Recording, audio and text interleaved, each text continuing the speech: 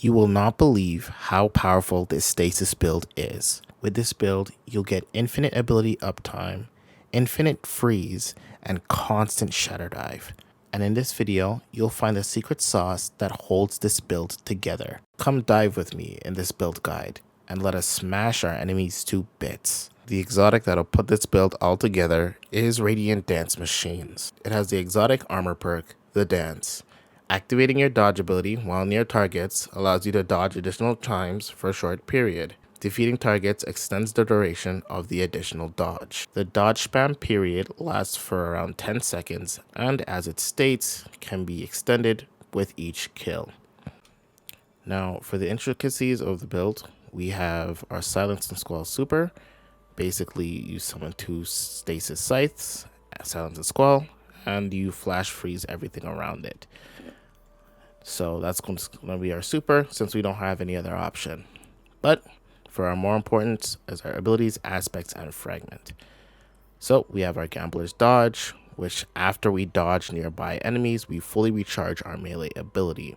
This will allow us to get back-to-back Wind Withering Blades, which will allow us to get more kills and siphon into our exotic.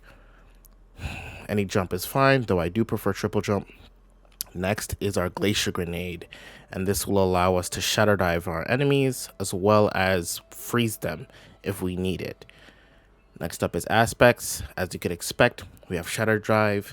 Basically, you activate your ability key in midair to quickly descend and shatter nearby targets on impact.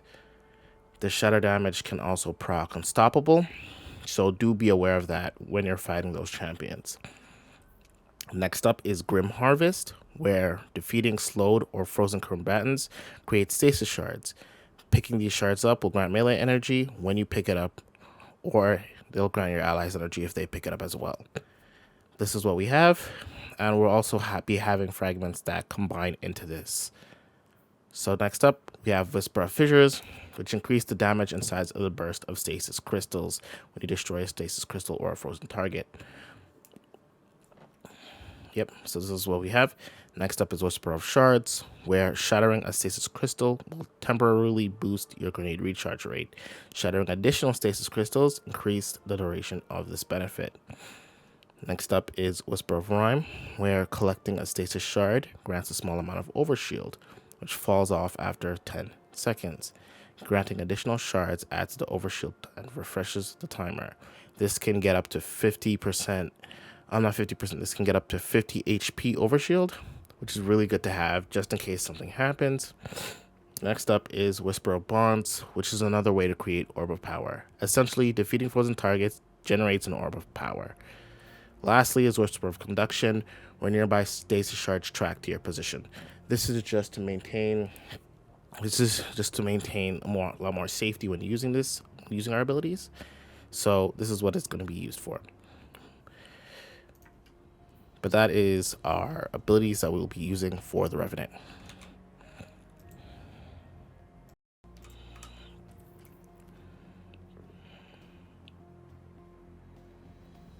Next up is our armor stats.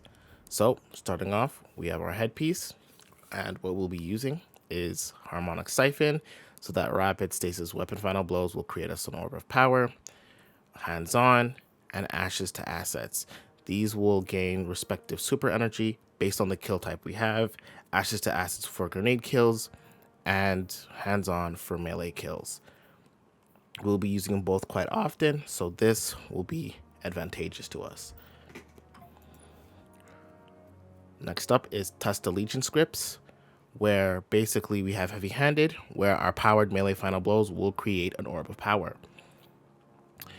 We next up have Impact Induction, where causing damage with said power melee attack will reduce our grenade cooldown. So this is very important, and this will also help us lower and consistently have our Shatterdives up, because with our dodge, we'll be constantly getting melee energy, and we'll be also spamming those blades out. Next up, choose whatever armor mod you need. Anything defensive would be absolutely amazing.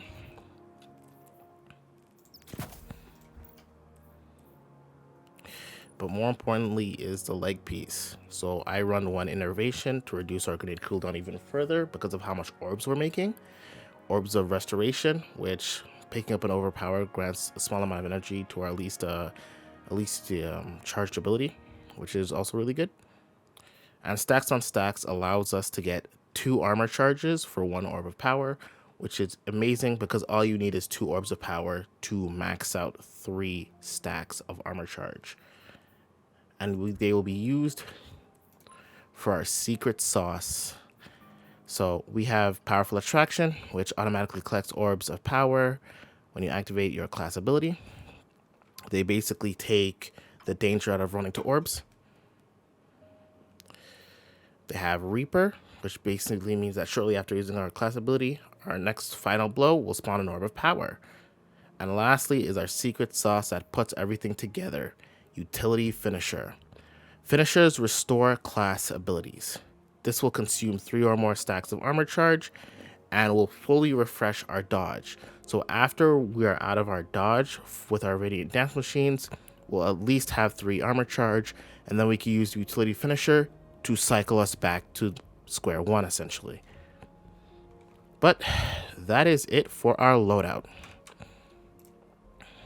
So we're going to look at the Queen's Foil Sensor artifact to check out which artifact mods would directly benefit your Stasis build overall. This is only for the season, however, it'll be at the end of the video so that you at least know what you'll be having or creating this season. So you'll have the build to refer back to, but you could skip the artifact mod if need be. But with that out the way, we have Pillar of Ice. Defeating an encased combatant will spawn stasis crystals. This will allow us to strengthen our abilities, especially with Whisper of Shards around. We'll also have our cooldown reduced when we hit our stasis crystals, so this will allow us to get more. Next up, Hail of the Storm. Shattering encased targets and stasis crystals deals increased damage. Shattering stasis crystals release shards of ice that damage and slow targets. This allows our Shatterdive to be a lot more powerful, while also giving it the ability to slow down targets. Lastly, but not least, I would recommend Wished into Being. While your super is nearly fully charged, ability final blows spawn orbs of power. This means that you'll have way more orbs to work with, and you'll also have a lot more dodges by proxy.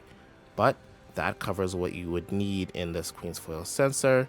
Don't feel pressured to use these mods as they will be going away next season.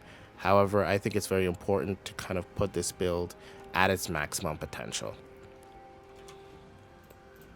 For this gameplay loop, you would use the dodge, then shuriken, and then dodge again. Feel free to use your Shatterdive if you need to clear out more enemies.